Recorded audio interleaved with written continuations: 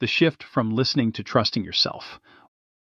Why self-awareness only becomes transformation when you act on what you hear. There is a point in personal growth when insight stops being enough. You can understand your patterns, you can recognize your triggers, you can become more aware of your body, you can learn to listen to your intuition, you can even know exactly what you should do next. And yet nothing really changes until you begin to act on what you know. That is the transition I see as one of the most important and often overlooked stages of meaningful personal growth. Feel to listen, to trust to act. The goal isn't simply to become more self-aware. The goal is to become someone who can hear yourself clearly and respond accordingly. Awareness is not the same as change. Many of us become remarkably good at understanding ourselves. We can explain why we procrastinate, why we overcommit, why we struggle with boundaries, why we push through exhaustion, why we seek approval, why we have difficulty slowing down. Understanding these patterns matters, but there is a subtle trap. Insight can become another form of consumption. We read another book, listen to another podcast, have another breakthrough, understand another pattern, and then we return to the same behavior.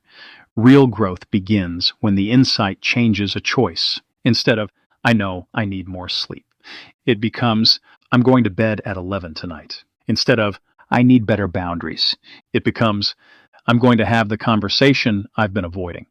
Instead of, my body is telling me to slow down, it becomes, I'm going to change today's plan. The action doesn't have to be dramatic. In fact, small actions are often more powerful because they are repeatable. The identity to virtues to actions connection. One of the simplest ways to make this practical is to ask 3 questions. 1. Who am I becoming?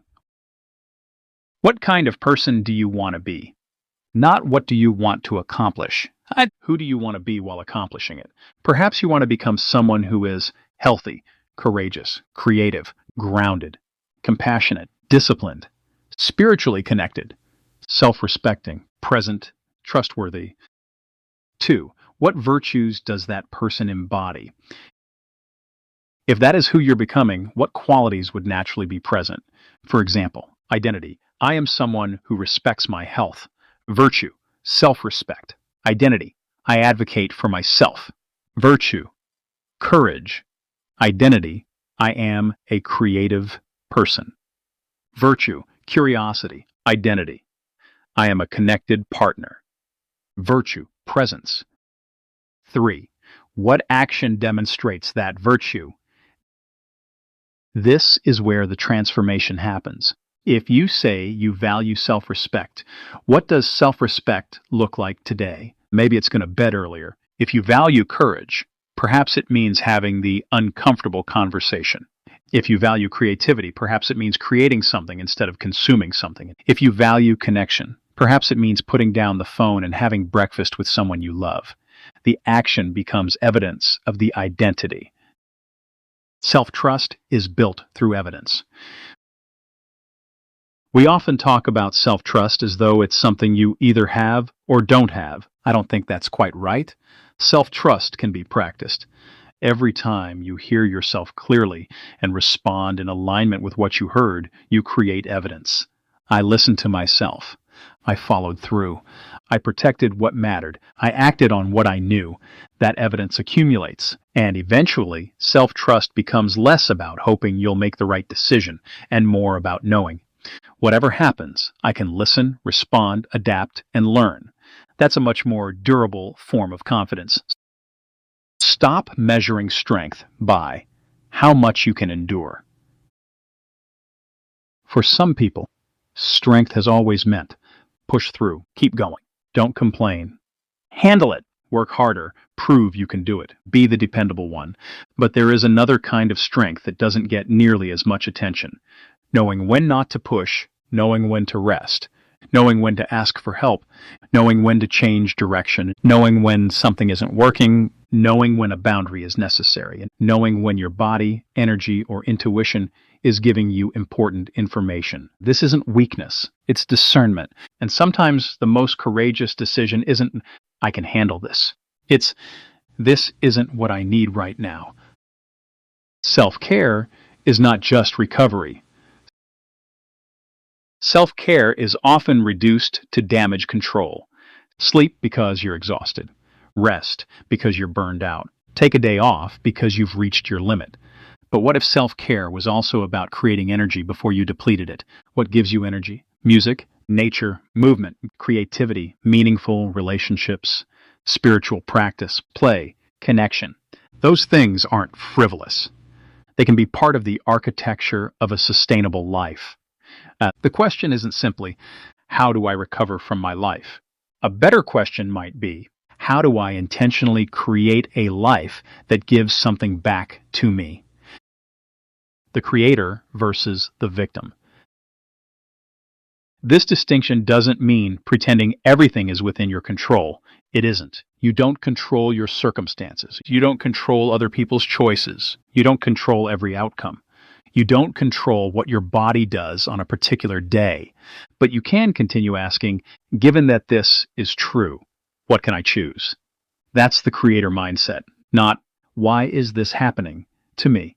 But, what can I do with what is happening? Sometimes the answer is an action. Sometimes it's a boundary. Sometimes it's acceptance. Sometimes it's rest. Sometimes it's asking for help. Sometimes it's changing the plan. Sometimes it's simply choosing how you want to show up. The power comes from recognizing that there is almost always some part of the situation where choice remains available. You don't have to abandon yourself to love other people. Another important piece of this work is learning to include yourself in the equation. Relationships can quietly teach us that being loving means accommodating. Being a good parent means putting yourself last. Being a good partner means avoiding difficult conversations. Being a good employee means taking on more. Being dependable means always saying yes. But healthy relationships don't require your disappearance. Self-advocacy isn't selfishness. Boundaries aren't rejection. Having needs doesn't make you needy. Sometimes the most loving thing you can do for yourself and the relationship is tell the truth about what you need, and then work together to find a solution that respects both people. Perfectionism is often disguised as virtue. Perfectionism can look like commitment, responsibility, high standards, excellence. But sometimes underneath it is a quieter question. What will happen if I don't prove that I can do this? That's worth exploring, because if your worth is tied to how much you accomplish, endure, produce, or control, then even success can become exhausting. A healthier question is, what would good enough look like here? Or, what would I choose if I didn't have to prove anything? Sometimes growth means doing less. Sometimes it means delegating. Sometimes it means allowing something to be imperfect. Sometimes it means choosing sustainability over performance. The practice for this week. You don't need to change your entire life this week. Try this instead. Step 1. Notice. What are you feeling? What is your body telling you? What is your intuition saying? Step 2. Listen. What might that information be asking you to notice? Step 3. Choose. What response would align with the person you want to become? Step 4. Act. Take one small concrete action. Then ask, did my action match my values? If it did, you have created evidence. If it didn't, don't turn it into self-judgment. Get curious. Adjust. Try again. That's the work. Your challenge. At some point today, pause and ask yourself, what am I already aware of that I am not yet acting on? Then ask, who am I becoming? What virtue would that person embody here? What is one small action that would demonstrate it? Don't wait until you feel completely confident. Self-trust isn't built by waiting for certainty. It's built by listening, acting, learning, and discovering that you can trust yourself to keep showing up. Feel, listen, trust, act. That's where awareness becomes transformation.